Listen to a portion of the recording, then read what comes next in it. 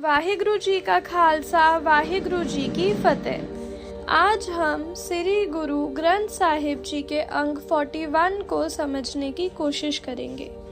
दोस्तों, कभी सोचा है कि हमारी लाइफ की सबसे बड़ी रियलिटी क्या है? एक ऐसी चीज़ जो हर सेकंड हमारे हाथ से फिसलती जा रही है, पर हम उसे इग्नोर कर रहे हैं। गुरु रामदास जी श्री राग के इस शब्द में हमें एक ऐसा रियलिटी चेक देते हैं जो अंदर तक हिला देता है। वो लिखते हैं, दिनस चढ़े फिर आथ वै रैन सबाई जाए, आव कटे नर ना बुझे नित मूसा लाज टुकाए। इसका मतलब समझ रहे हो? रोज सूरज उगता है, ढल जाता है, रात आती है, गुजर जाती है और हमें लगता है कि हम कल की प्लानिंग कर रहे हैं। पर सच तो ये है कि हमारी उम्र की रस्सी को समय नाम के एक चूहा रोज थोड़ा थोड़ा कतर रहा है। Time is running out. पर हम क्या कर रहे हैं?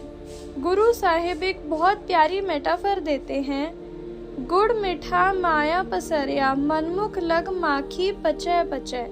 ये दुनिया एक मीठे गुड़ जगरी की तरह है और हम इंसान मक्खी की तरह हैं। हम इस मोह माया के स्वाद में इतने अंधे हो चुके हैं कि इसमें फंस कर रह जाते हैं पर निकल नहीं पाते। हम परिवार, पैसे और स्टेटस के अंधे मोह में फंसे हैं, जबकि सच ये है कि पुत कलत मोह बिक है, अंत बेली कोई ना होए। आखिरी समय में कोई भी सांसारिक रिश्ता हमारा सच्चा साथी नहीं बनता। तो सवाल उठता है, अगर ये सब टेम्परेरी है तो सच्चा रास्ता क्या है? We need a solution. जब एक आत्मा को ये समझ आ जाता है ना कि संसार टेम्परेरी है, तो उसके अंदर एक तड़प पैदा होती है, सच्चे परमात्मा को पाने की तड़प। शब्द के शुरुआत में गुरु साहिब इस तड़प को एक सोल ब्राइड, जीव स्त्री के रूप में दिखाते हैं। हौ पंथ दसाई नित खड़ी कोय प्रभ दसे तिन जाऊं। वो कहते हैं, मैं रोज राहगीरों से खड़ी होकर पूछती हूँ कि मुझे कोई मेरे प्रभु का रास्ता बता दो। जो बताएंगे मैं उनके पीछे चल पड़ूंगी। लेकिन रास्ता बताएगा कौन? रास्ता बताएंगे वो लोग जिन्होंने खुद उस एब्सोल्यूट ट्रुथ को महसूस किया है, जिसे गुरबानी में सुहागनी या गुरमुख कहा गया है। जिन्नी मेरा प्यारा राव्या तिन पीछे लाग फिराऊं। पर पता है दिक्कत क्या है? हम उनके पास भी अपनी ईगो लेकर चले जाते हैं। गुरु साहिब कहते हैं, अगर उनसे ज्ञान लेना है तो अपनी ईगो को जीरो करना पड़ेगा। ओए वे परवाह ना बोलनी, हौ मल मल तोवा तिन पाए। वो भक्त तो अपनी मौज में है, वे परवाह है। उनसे रास्ता सीखने के लिए हमें बिल्कुल निमानी, हम्बल होकर उनके चरणों की सेवा करनी पड़ेगी, उनके आगे बेनती करनी पड़ेगी, क्योंकि हमारे दिल में उस डिवाइन से मिलने का सच्चा चाव, लॉन्गिंग होनी चाहिए। जब हम इस निम्रता के साथ चलते हैं तो हमारी लाइफ में एंट्री होती है सतगुरु की। गुरु कौन है? गुरु हमारा सच्चा दोस्त है। सज्जन सतगुरु पुरख है, दुख कड्डे हो मैं मार। हमारी सबसे बड़ी बीमारी है हमारी ईगो, हमारी हो माई। गुरु इस ईगो को मार कर हमारे सारे दुख बाहर निकाल देते हैं। और गुरु जो रास्ता बताते हैं वो क्या है? वो है गुरु का शब्द, गुरु के वचन। सतगुर वचन रतन है, जो मन्ने सो हर रस खाए। गुरु के वचन एक कीमती हीरे रतन की तरह है। जो इंसान उन वचनों को सिर्फ सुनता नहीं बल्कि मानता है, उसे मिलता है हर रस, द अल्टीमेट स्पिरिचुअल नेक्टर। लेकिन यहाँ एक बहुत बड़ा वार्निंग साइन है जो गुरु साहिब हमें देते हैं।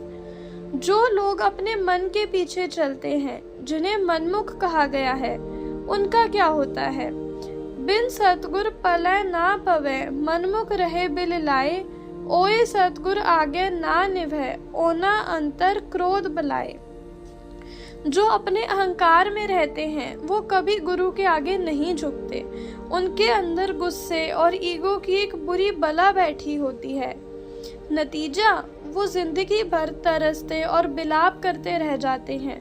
उन्हें कभी वो सच्चा आनंद नहीं मिलता। दोस्तों, इस पूरे प्रोसेस का फाइनल इम्पैक्ट क्या होता है?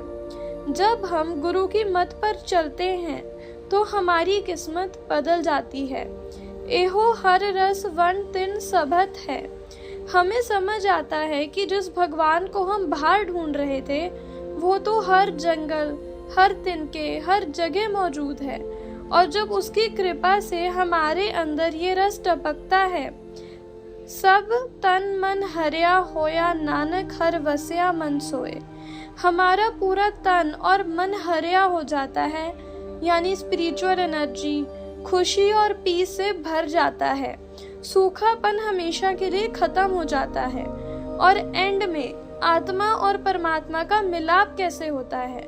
गुरु साहिब ने एक ऐसी लाइन लिखी है जो सारा ज्ञान एक लाइन में समेट देती है। सब जग जीवन जग आप है, नानक जल जल समाए। जैसे पानी की एक बूंद जब समुंदर में मिलती है तो वो बूंद अलग नहीं रहती, वो खुद समुंदर बन जाती है।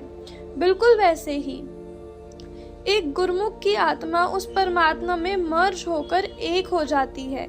फिर कोई दुख, कोई डर, कोई मौत का खौफ बचा ही नहीं रहता। तो दोस्तों, आज के इस रियलिटी चेक से हमने क्या सीखा?